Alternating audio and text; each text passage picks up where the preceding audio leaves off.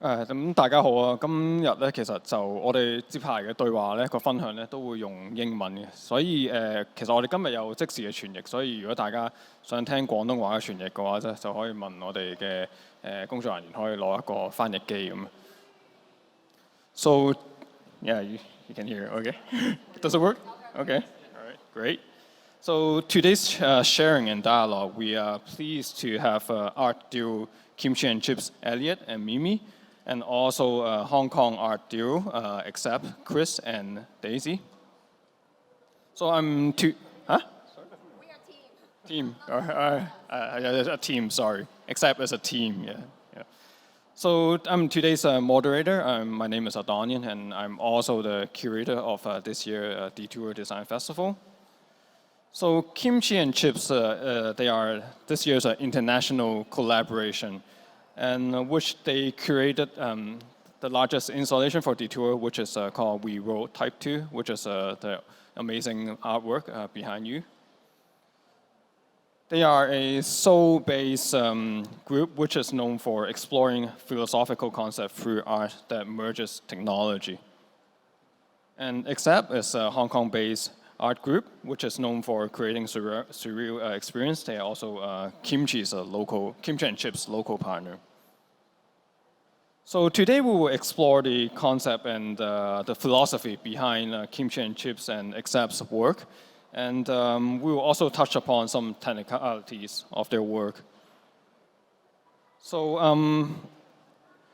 the structure of today's sharing will be first Kimchi and Chips, they will share, and XCEPT, they will share some of their body of the work, and then after that we will have some questions and also discussion. So maybe Kimchi and Chips, you guys can start first. Hello. Hello. 안녕하세요. Just in case if there's any Korean here. Yeah, 안녕하세요. 손미미입니다. Okay.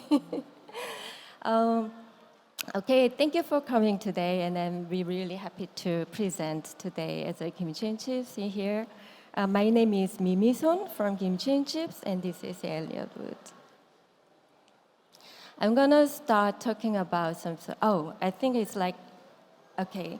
Yeah, we are Kimchi and Chips based in Seoul, South Korea.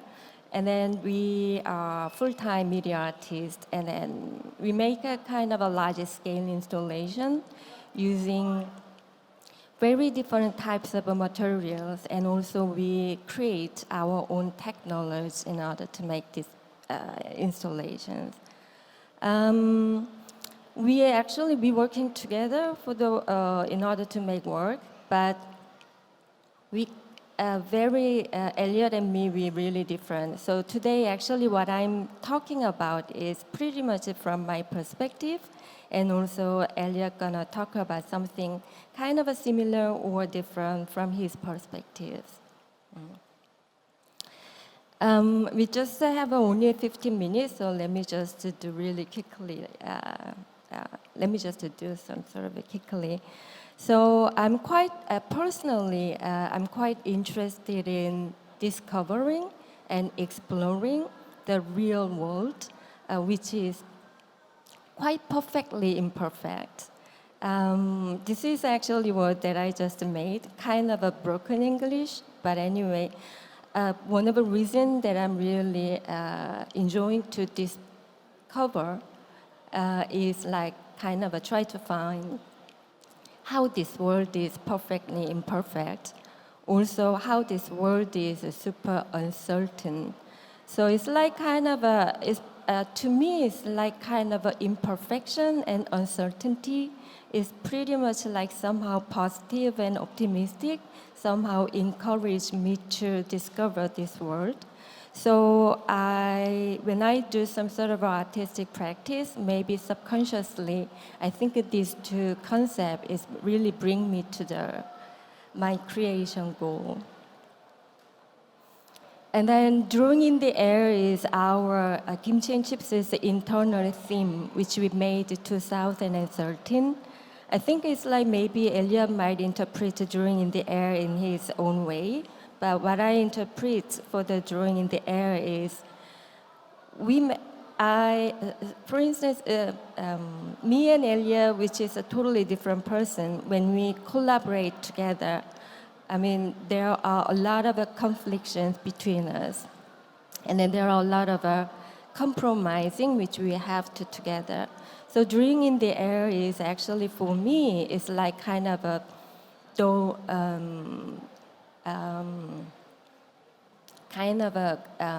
some sort of a collaboration without some hesitating to say anything negative, anything different.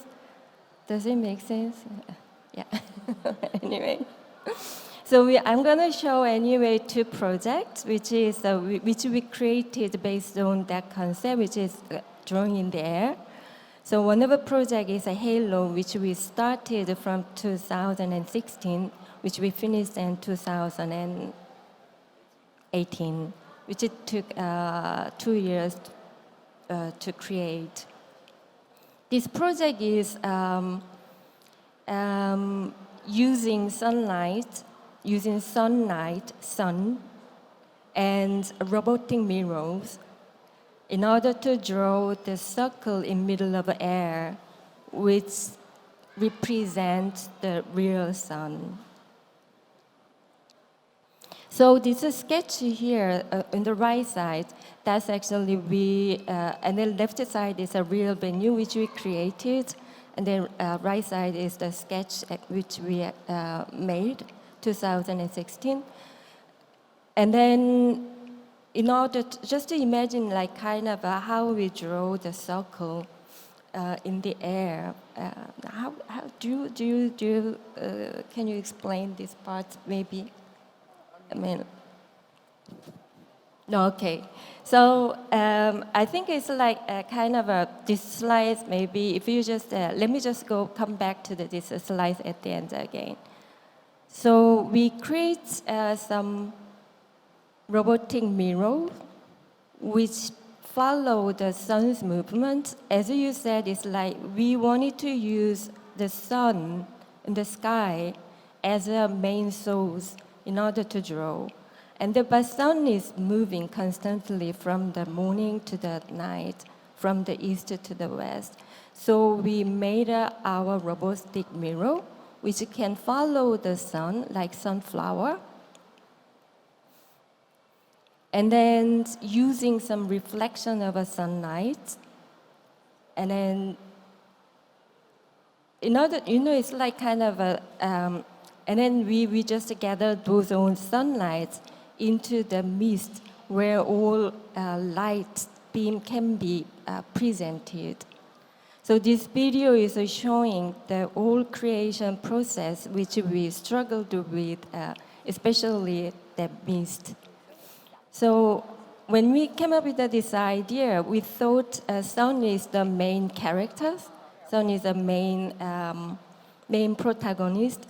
But during whole process, we realized actually main character could be the wind, because we realized we actually can't really control the wind direction. So over the year, over the different seasons, we really developed a lot of a different way of making the mist system.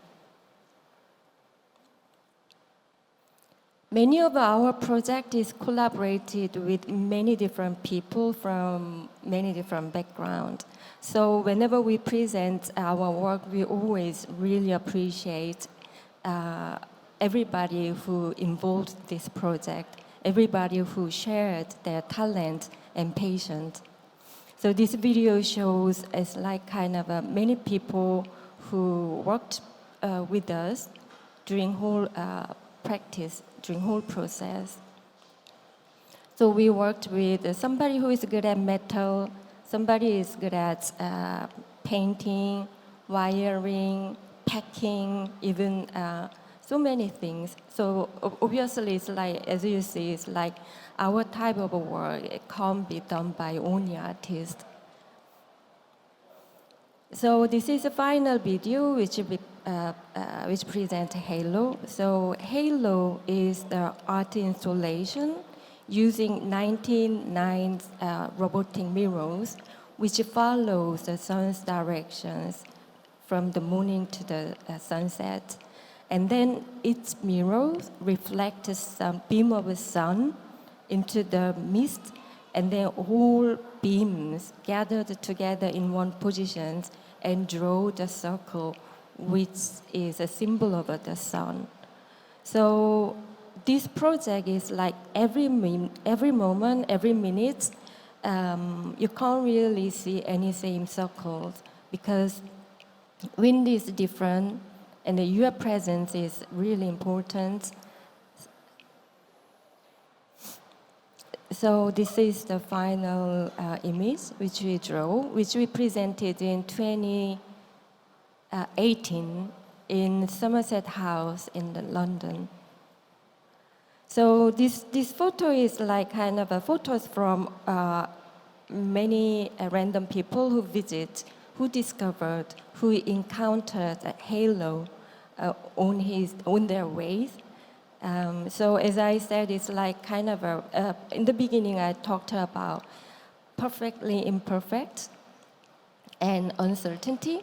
So by inviting the element of nature in our work, even though we are using very precise technology, all our work really constantly changing and evolving and always different, and it shows how imperfection is so beautiful. And then we presented this work in Korea, MMCA, National Contemporary Art Museums, and then. Sorry. Yeah. Oh wow, yeah. And then we just moved to another one. Yeah. We have time, so it's fine. Yeah, we can over one.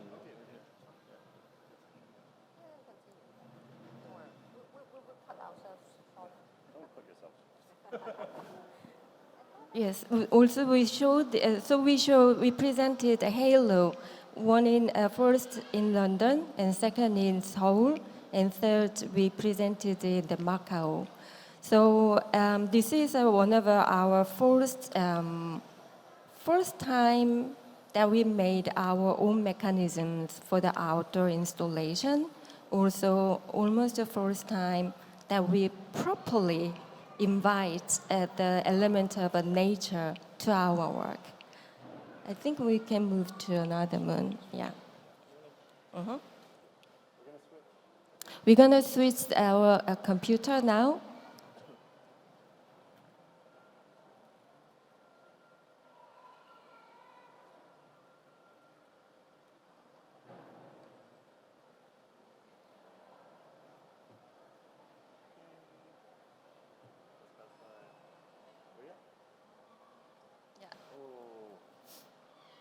I think it's okay, it's too late. I always use this one to test if it's too dark. It's way too dark. Okay, so Mimi talked about Halo. I'm going to talk about a different artwork called Another Moon. Now, as Mimi said, our philosophies are divergent and convergent. They have their own paths, and we use both of our ways of thinking to develop the artworks, but our ways of thinking are not the same. I often think about this notion of the image, and an image being where something imaginary enters into the world, into physical space. This boundary between imaginary and the world is an image.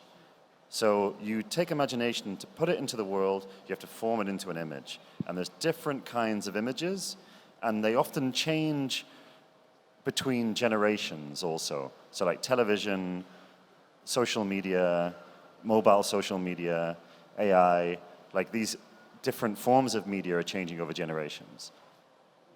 And we have like some kind of rules about how we think about images, the way in which they affect imagination and imprint themselves on the way we think and the way we imagine in return.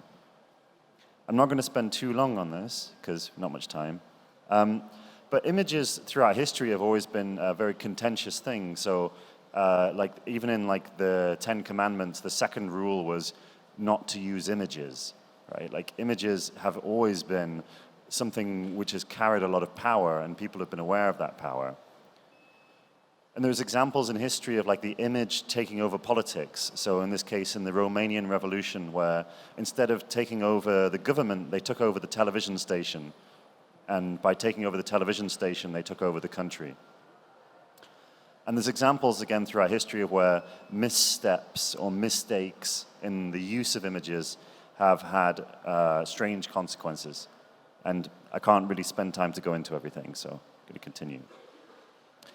So as mentioned, our artworks are often ways in which we can form images. So they're image formats, like a format for an image. Not a file format, but like a physical format of an image. So we have these projects which allow for new types of images. So this one is like an image that forms in the air, which can travel around in three-dimensional space, that has spatial, physical dimensions. I'll just let this one play a little bit. So you see here we're like forming this circle in the air, which can travel around the room in three-dimensional space.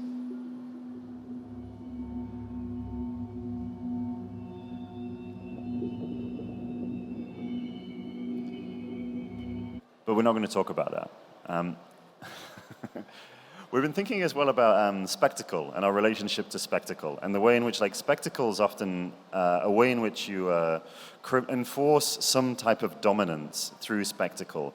Spectacles are often used to demonstrate power because the large visual happenings are very impressive, and they leave people a feeling of that thing is powerful and I want to be connected to it.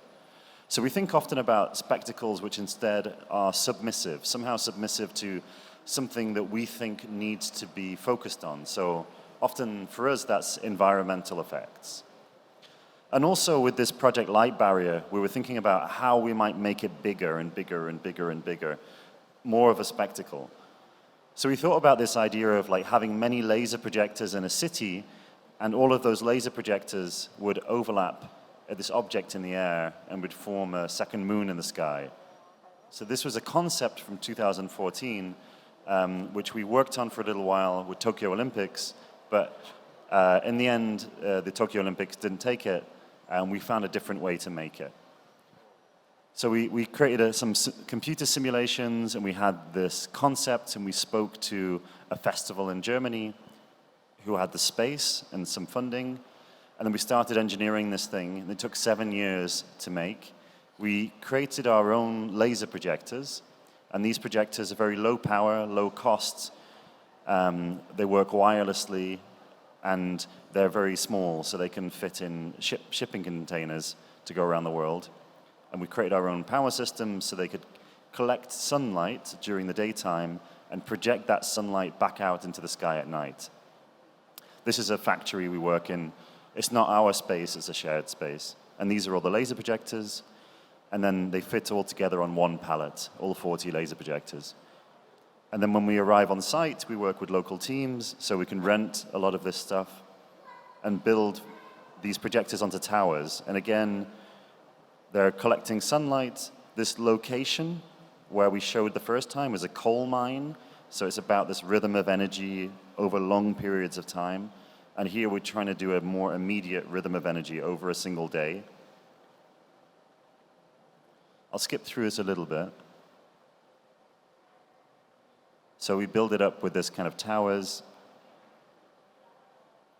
and then we calibrate the beams.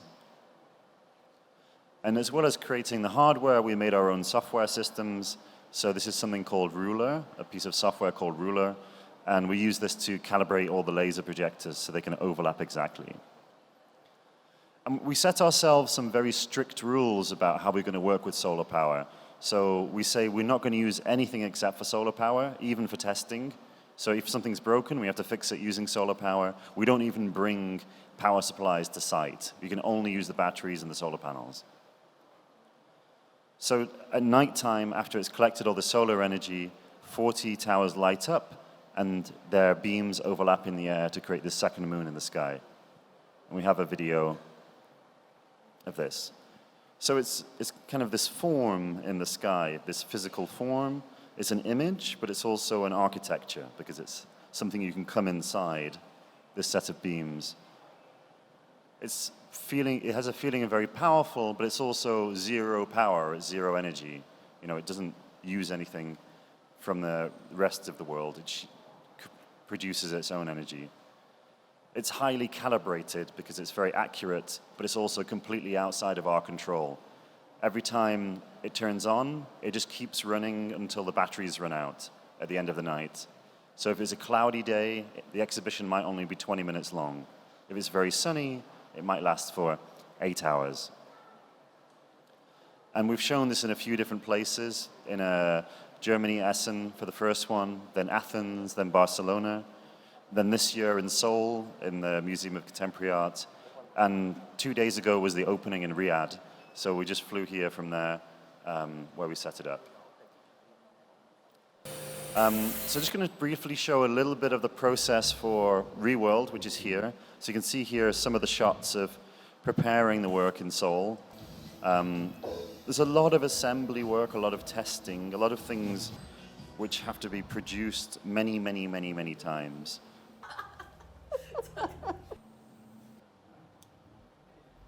And little electrical mistakes which have to get fixed.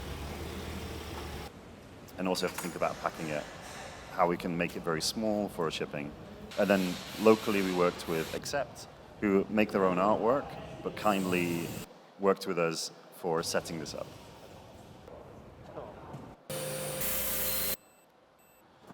And we really suggest to try to see it in the morning if possible, because that's when the sun is really bright. So in the afternoon and the evening, it's a much more gray, but in the morning, you've got like a much brighter image. This is this morning where we were shooting with Adonian. Almost everything we make is open source, so all the source code for all the installations is free online. We do that because we think of it's an output for the work. It's another way in which our artwork influences and exists in the world. And then we have other things, so please check out the other things sometime. Okay. All right, I'm going to hand over now. Oh, sorry.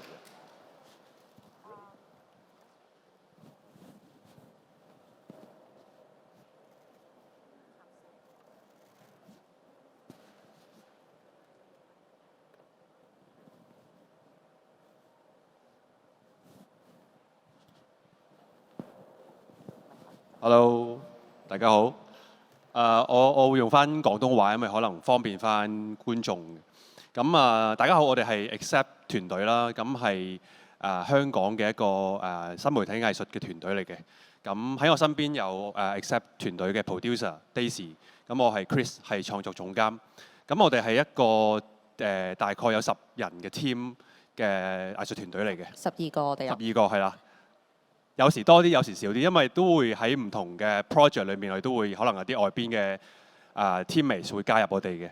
咁有 engineer 啦，有 spatial designer、musician 啦，唔同嘅 artist 啦、visual programmer 啦，咁都係有唔同嘅崗位咁樣。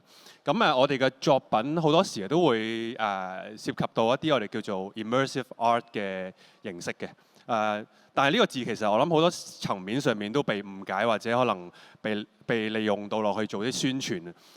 我諗 immersive art 喺最近點解會係咁多興起咗，係因為我諗我哋嘅 sensory 都係可能喺而家嘅科技裏面，我哋都接受到好多我哋叫 digital art 或者 digital tools 嘅工具，然後可能係有啲疲勞啊。咁所以係喺呢個 art form 裏面咧，係嘗試我哋做好多，希望將我哋嘅 sensory out of 咗本身可以體驗到嘅嘢。咁所以喺呢幾年裏面，我哋團隊都做好多唔同嘅藝術裝置，都係有關immersive art 啦，係啦。咁我哋會介紹幾個作品啦。第一個作品咧叫 Kaito-Yuku 嘅。咁呢個作品其實都係一個有 kinetic 同埋聲音同埋影像combine 咗嘅一個體驗嚟嘅。咁喺呢個作品裏面，其實我哋嘅 inspiration 係嚟自日本咧，有一個叫做森林浴嘅。咁係英文係叫做其實都係有一個日文叫做Shinrin-Yuku。咁英文其實叫 forest bath， 就帶啲人去到森林裏面去到做一啲 meditation 或者一啲禪行，係啦，啲 Zen walking 嘅。咁但係我哋喺呢個作品嘅 inspiration 裏面咧，就希望帶啲觀眾入到一個海底或者一個水嘅世界。咁所以改個名叫做 Kaito Yuku， 就中文其實就叫做海圖浴。咁入邊會有10組啦，係會一路 rotate 緊嘅裝置啦，咁營造到一種海浪嘅聲音。咁另外仲有一啲 visual 上面嘅配合啦，令到啲人可以帶到佢哋入到一個好似海底嘅世界咁樣。咁喺個裝置裏面，我哋都用咗都有做好多其他嘅wellness 嘅 program 啦，包括可能我哋做咗個singing bowl， 即係做咗幾場嘅 singing bowl 嘅 meditation 嘅workshops 啦。咁另外仲有做咗一啲yoga， 即係 invite 咗啲 yoga 嘅 teachers 嚟帶一啲嘅課堂咁樣樣啦，係啦。咁呢個作品希望俾到觀眾一個比較新啲嘅體驗咁樣。第二個作品想分享嘅比較係近期啲嘅，咁呢個係我哋喺上年同Ivana 合作嘅一個叫 Sentinel Mirror 嘅 project 嘅。咁呢個 project 我哋喺西九龍嘅 Free Space 裏面做咗一個好短暫嘅3日嘅展覽啦。咁我希望其實收集我哋希望用到一個 social media 嘅一啲 hashtag， 然後去 frame 咗一個profile 嘅。係啦，咁呢個可以睇一睇一個 video 先，因為我哋有個 process 嘅。咁咧呢個裝置係有4面鏡啦，咁每一面鏡其實係反映緊唔同嘅collect 咗唔同嘅social media 嘅 hashtag， 然後咧就 create 咗有唔同主題嘅 profile 嘅。咁頭先我見到其中一個 teammate 喺度試緊個 mirror 嘅時候咧，當我企咗入去之後咧，譬如有啲 hashtag 收咗翻嚟，佢係好中意食雪糕咁樣嘅。咁原來喺個 profile 裏面都會有一啲唔同 elements 嘅元素去組成咗一個咁樣嘅 profile 嘅。咁背後可能可以你可以講下？可以補充下，其實咧嗰個成個概念，因為 Ivana 就想做一個好全新嘅音樂。再結合藝術嘅一個體驗，咁所以佢唔係純粹一個普通嘅即係concert 咁啦，咁所以就揾咗我哋合作啦。咁我哋就根據佢成個大主題，想講 hashtag 文化呢樣嘢嘅。咁我哋就創作咗呢個 Sentinel Mirror， 呢個我哋即係稱佢為會思考嘅鏡。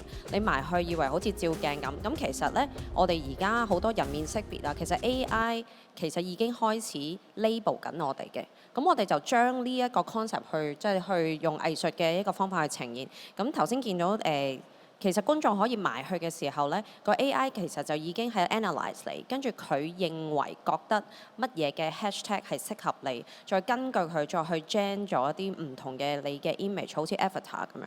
咁我哋就想呈現，因為當其實我哋喺呢個 social media 互相喺度 label 嘅時候，其實 AI 同一時間佢都開始 learn 緊我哋人類，佢都喺度 label 緊我哋。咁即係你又中唔中意喺鏡裏邊見到嘅自己咧？咁呢個作品就係想帶出，即係希望即係探討呢個議題嘅。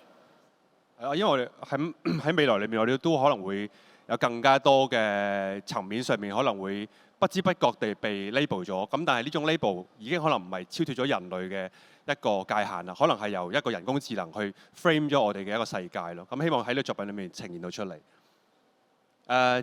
接住落嚟，Upstairs 呢件作品其實係喺疫情差唔多完嘅時候去 launch 嘅。咁嗰時啱啱喺因為啱啱有一個 blockchain 嘅熱潮啦，咁同埋有 NFT 嘅一個藝術創作嘅開端。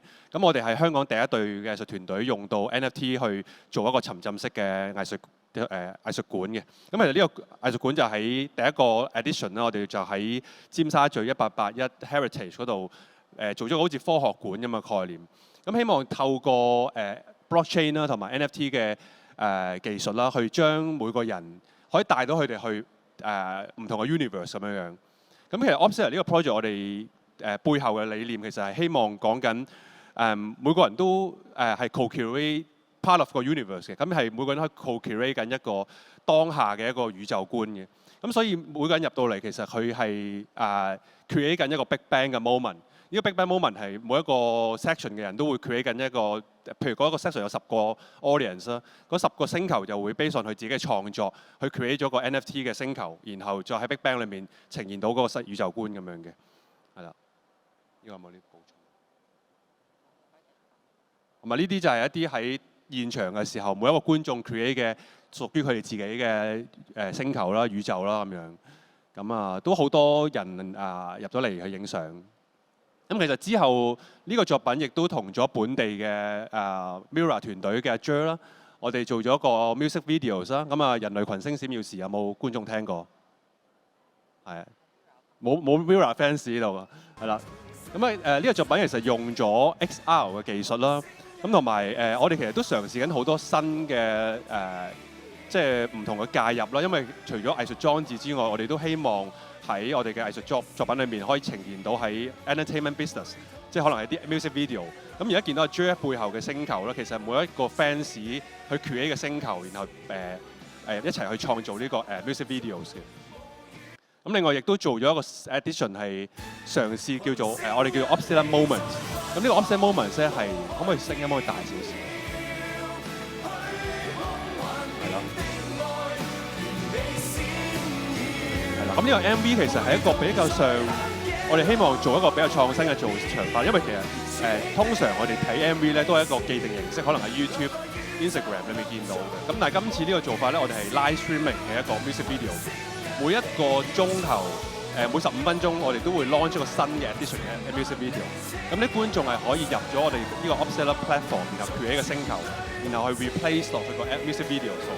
咁所以係希望我哋呢個理念啦，亦都係講緊我哋每一個人可以 create 一個 co-create 一個好特別嘅宇宙。咁咧，跟住就想其實我哋 Upstairs 呢個 artwork 咧係不斷再有新嘅形式去見大家啦。咁我哋之後咧亦都好彩地咧，又再將佢 upscale 係同 Pacific Place 係有合作嘅。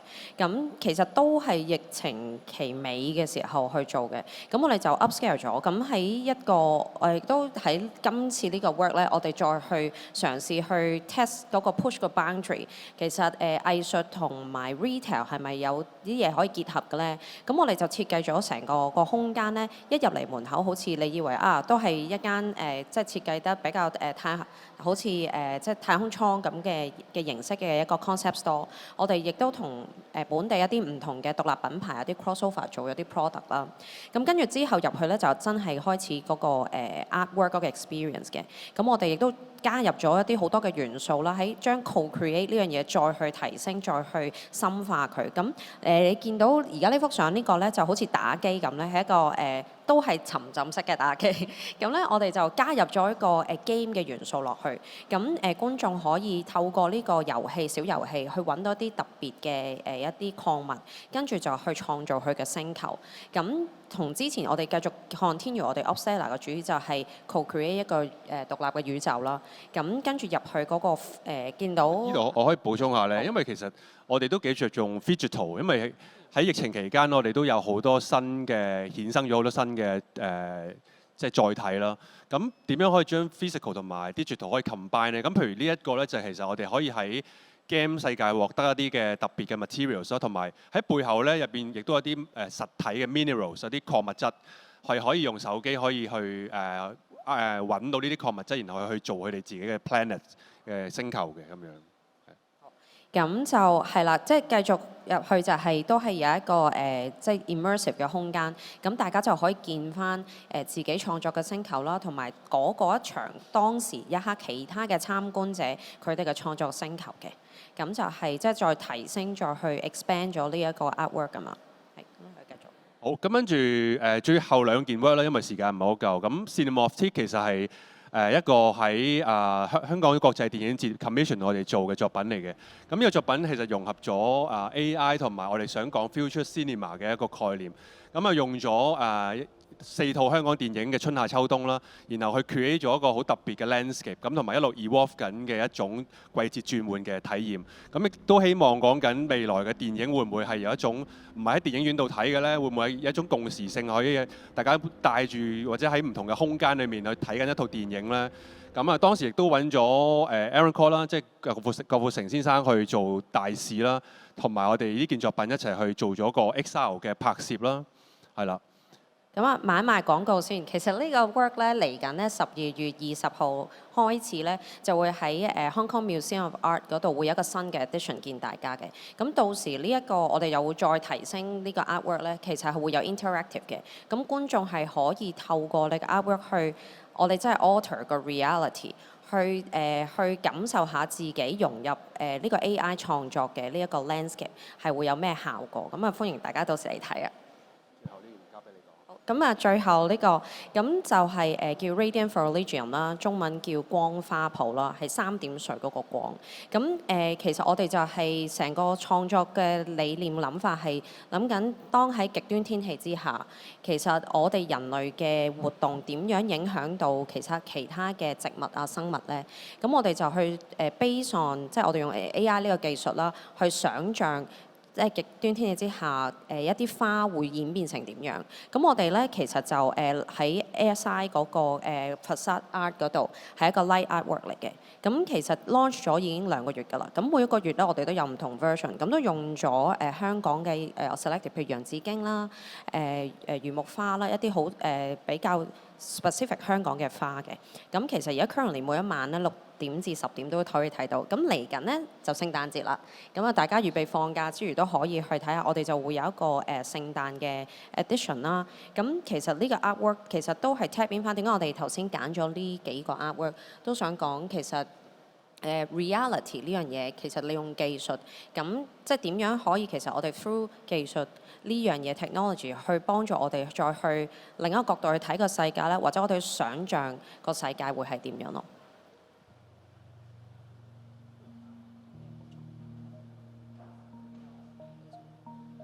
係啦，咁咧呢個作品有時間大家可以去 ASI 度可以睇下啦咁樣。咁啊最尾就少少我哋團隊嘅資料啦。如果想知道我哋更加多嘅作品，可以去 XCEPT_HK 嘅 Instagram 或者 Facebook 都可以見到我哋作品嘅。Thank you。Thank you very much for both of our groups sharing, and I think it's definitely really mind-blowing and gave a lot of inspiration to us.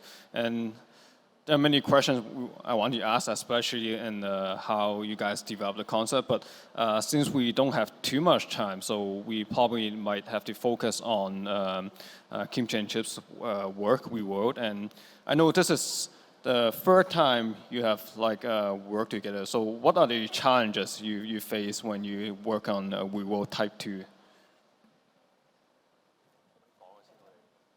Maybe should I start? We should yeah. Okay. Well, yeah. Well, first, thank you deTour to line us up again. I mean, this is the third time they're working together as their local partners. Because I think one of the things is very good. It's often artists between artists, the collaboration is co-create an artwork. But then our working together, it's more, they already built such an awesome artwork, and we help them to localize because especially Kimchi and Chips involve a lot of construction, and then it involves a lot of labor work. And then when it comes to different region or district, they have their own rules. I think we serve as help out to sort out all the challenges, all the rules that only apply in local area that doesn't exist in Korea, and we help them to go through that. And then I think, this kind of collaboration. Normally we as a team, we don't really do this type because we have, as you see, we are very busy building our own work. But then we actually very very pleased to be able to collaborate with them in this way where we learn so much from them. And then I think it kind of expand that there could be different way to how artists could work with each other and could learn with each other or inspire each other. And just like how the REWORLD, just to change a little angle, you will see a whole different world. So just thank you so much for that. Am I on? Yeah. Hello, yeah. So we had 2 shows last year? Yeah. Right. One in Macau and one in Shenzhen. And we were thinking, this might be really difficult. We don't know how to work here. so we were friends, and we said like, hey, do you know anybody who could be like a local production company? And I think you had a little think about it, and you were like, maybe we could do it. And that, I was quite surprised, because like that's not normal, but I was also super excited, because I know that like when you go on site to do an exhibition, like the best technicians in the building are the artists. I know, sorry, technicians on the side, but, but like, because the artists, like the ones that like are really trying to figure out something new, and they're really obsessed with their work, so they're going to be, you know, spending hundreds of hours a week to like research like new techniques. So the idea of like working with a team that like makes their own artwork, they will know what it's like to be in that challenging environment, to try to take, for instance, with Halo, lots of custom hardware that is super quirky, super weird, and it's been made by like artists, not engineers, how to get that to work on site. Like, if you're an artist, you kind of know how that works. So it was really perfect to be able to work together. And then this time we got the invitation to show something new, and we did this new version of REWORLD for this. And again, we would like, okay, well, this is your town. Would you be interested in doing it again? And I think each time it's been a different type of technology. So the first time was light barrier, which is this video projection with tight calibration and camera techniques. Second time was Halo with a lot of electromechanical systems, drones for calibration. This time is a lot of electronics for REWORLD. There's like 1,000 microcontrollers in this thing. So we've been like, I think it's quite interesting always to also share knowledge deeply with other artists. And that works great when you're actually just like physically there on site for a week together, because you really can like talk about it and be like, oh, well, you know, this didn't work well, or like, oh, you've got an idea about this thing, that's kind of cool. Oh, that's how you do this, right? Like, we learn a lot from working with other artists. Like, my hardware is different now. Like, you know, I buy different things, and like, have different kind of plans in my head. You always learn from other artists, and I think there's like, when you work together really closely, it's actually kind of a really interesting way to do that, to learn from each other. It's not something that artists generally do, because artists do want to focus on their own work. They're not there to help other people make theirs. So we really appreciate that you like got involved. Because we love you guys. Us too. And I also would like to know, like, REWORLD, the first iteration, how is it different from the second generation? First type. REWORLD, Type, the first one, and yeah. So we got, that's our first version. We got commissioned from 3 different institutes in Korea. Yeah. So one is Seoul International Architecture Biennale, and Content Agency, and Art Korea Council. And then when we made it for the first time, which is last year, when we presented it, literally it's the same kind of a same systems and same concept. But at that time, actually, it's like it wasn't really completed. I think it's like it doesn't mean kind of honestly it didn't work properly at that time. But it's kind of our confession, sorry. But normally when we create quite ambitious work with very ambitious technology and very different type of approach, and with very different collaboration, there are always a huge risk to fail. Yeah. Also, there are always really big risks that won't be completed within deadline, within budget.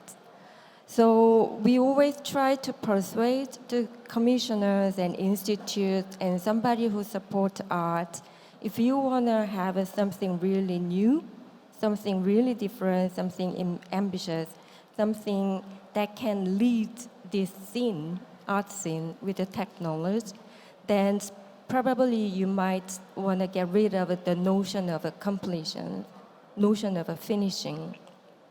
So this type of work is always evolving because technology is changing. It goes to always a different place. The audiences are different, culture are different. So we are always making some work which always can have the plenty of space that they can adapt new things. So this is a good way of describing. So at that time, it wasn't completed. So it didn't work fully. But this time we got commissioned by you at deTour, and then we were really able to put another time, another skills, something more effort, bringing more people, and then we changed some hardware. We were able to change some upgrade hardware. We were able to redesign for the structure. And so this time we're really happy. Actually, this one is like fully, so beautifully working. Also, the site is really great. We had such a great site, which is kind of a semi-outdoor, indoor, and then the audience always can approach in a quite close way.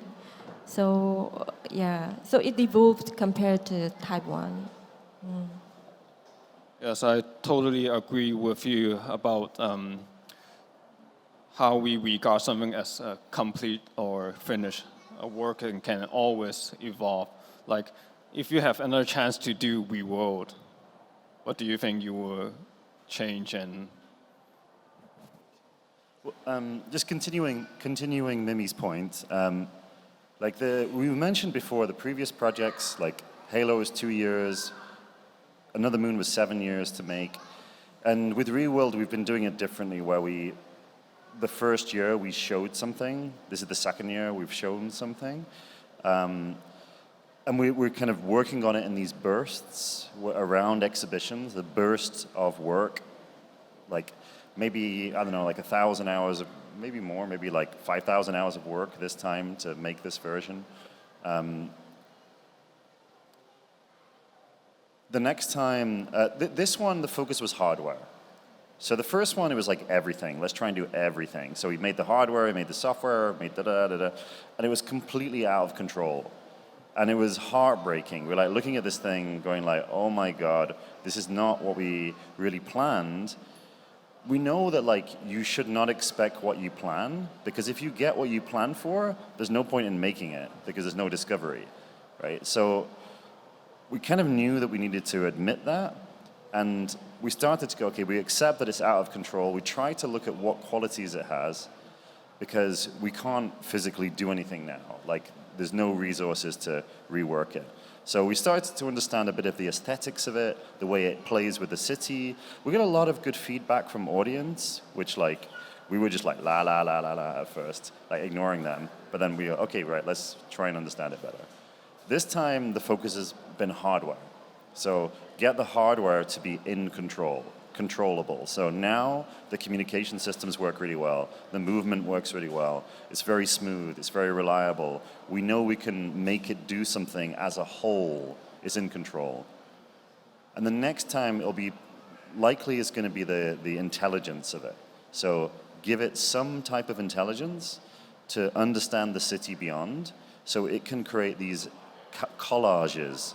So it's taking all the elements from the background and remixing them, but it doesn't really understand the elements in the background.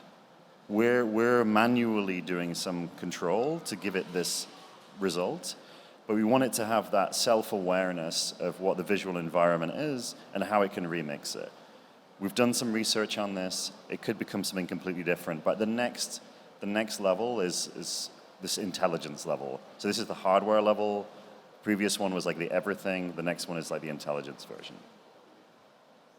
I would also like to probably discuss more about the conceptual aspect of REWORLD.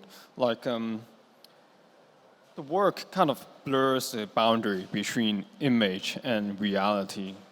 And how does this impact the audience or our perception towards reality?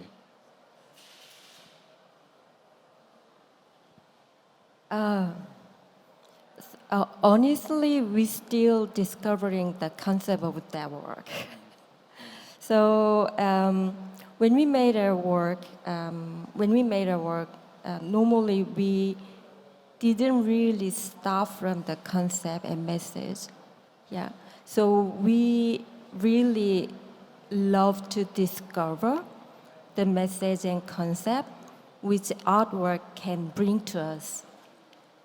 So just imagine if you know, let's just, for instance, if there is a one person, you know about her and him, everything about them. That means it's like there's no more curiosity that you want to discover. Then probably you might have a really difficult to have some sort of interesting relationship with them. So the artwork is like kind of we initiate artwork as artists. We start it, but we really always waiting until that artwork bring us to the message. So now, honestly, I'm still waiting what kind of a message that artwork can bring to me. But when I actually kind of built a Type 2, REWORLD Type 2 in deTour, I saw it for the first time fully working this time. So like kind of, before in Seoul, I couldn't actually see it, that artwork was fully working. So even though we had some sort of a concept in a word, it really didn't mean a special thing to me. But this time what I really found is like, I found is like every individual prism, we used 1,536 prisms. So all individual prism is like fully controlled and then it's just moving by itself, by computer. And then that prism is like kind of bring some sort of capture the image behind the lenses from different distance. So zoom in, zoom out, and then from different angles, and then from different perspectives. And then it showed me so many different perspectives, colors, and images all at once. So I really kind of found something strong actually feeling and concept from this time that REWORLD can show us, can open our perspectives in a more wide way. And then and then it kind of says to me, it's like what you see is not really what it is. What you see is not what it seems. So it just is like kind of what I can see from this perspective. It's not just, this image, what I'm seeing is not really real. The real is like, real can be explored by open-minded, by accepting or by being aware of really many different perspectives. So maybe that work, to me this time, it taught me, that concept. Yeah, I think it's really interesting to see you guys doing the calibration, because I always see you guys both staring at the work for hours. And what I was wondering, are you guys tired, or what are you? It's almost like contemplation, seeing all the details. I find that this is very, very interesting, and what Mimi said is very fascinating as well. There's like two layers. Like one is what you see is not because there are many surprises in the things you see, so you cannot have you have a perception on the so-called reality, but just a little twist, the reality can have many glitches. And the second layer is what you expect. Like when an artist, you try to create a new work, you have some kind of imagination, an image in your mind, but when you bring it into the reality, it might not work as well what you expected, but in turn, that discrepancy of your imagination and the reality some kind of like a catalyst to like give you new inspiration. I think this 2 layers is really interesting. So there's this concept of like festival as lab, like festivals can be laboratories, and that's very much like the way this exists here. Is like it's an experiment, which requires a festival, right? It requires an audience. It requires the production of a festival, of course, and then the results of that experiment, of the artistic experiment, are produced through the course of people looking at it and thinking about it and reinterpreting it, different audiences coming, and us being able to observe it, like actually as audience members ourselves. This like touch between like reality and virtuality, something like this, it is a mixed reality display, right? It's literally a mixed reality display. It's like taking the real things in the background and then it's displaying something else with that, right? It's got some image it's trying to present, trying to show, and it has the things it has to work with, which is the real reality.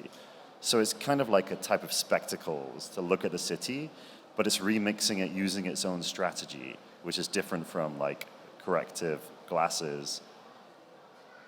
And as you look through it, after a while, yeah, you see like these different effects, and it just takes time at first just to be able to look through it, because it doesn't make sense at first. You look a lot at the mechanism, and then after a while you start to see the complete image, and then you start to accept that as reality. And that's when it starts to get interesting. Like the thing that you see through it starts to feel like that's reality. Then you can, you've like changed the way you see after looking at it. And that's always been like that title at the beginning of the presentation of mine. My presentation was images that change the way you see. And we only have 3 minutes, but I have more questions. I will probably just ignore it. Okay.